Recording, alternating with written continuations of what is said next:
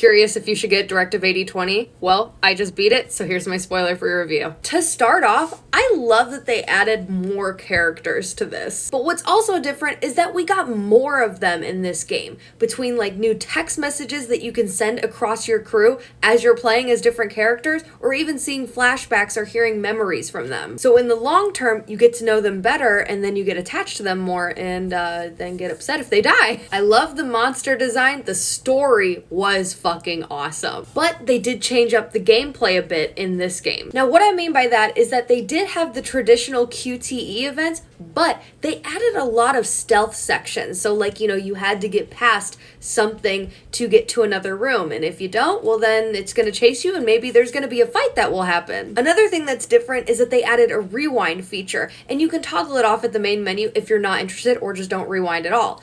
But this is really handy where you're like, oh, I don't know if I wanted to make that decision, or, oh, someone just died, I could rewind. You don't have to if you don't want to, but it's nice to have the option. Now, this game had a branching tree, kind of like how Detroit Become Human does, where every conversation, every choice that you make, it goes and spirals into something different. So each playthrough is going to go completely different for you. But that's also on brand for the Dark Pictures games, which is why I replay them a bunch. I feel like they really updated their atmosphere, the graphics, the animations, they were great. The horror element, it was fucking scary. I thought the design of the ship was really cool. The environments were really awesome. But I also felt like they added a lot more of like choices or even just conversation pieces. And I don't know if it's maybe because it's been a couple of years since I played the Dark Pictures games, but this game definitely feel like it had just a touch more than the others. But let me tell you, the game is going to keep you on your toes. You're not going to know what's what. That's probably where the replays come in. Now, if you're curious on the length, the game is 8 episodes long, and I beat it in about 7 hours. Now, I have been a long-term fan of the Dark Pictures games, and in my opinion, they just get better as they go. And this game is no different. I was highly impressed, and maybe that's a little bit of my bias coming in because I am a big space and sci-fi lover, so I loved the genre already, but all the characters were good. The story was amazing. I mean, like, they kept the plot twists. Obviously, I'm not going to tell you, but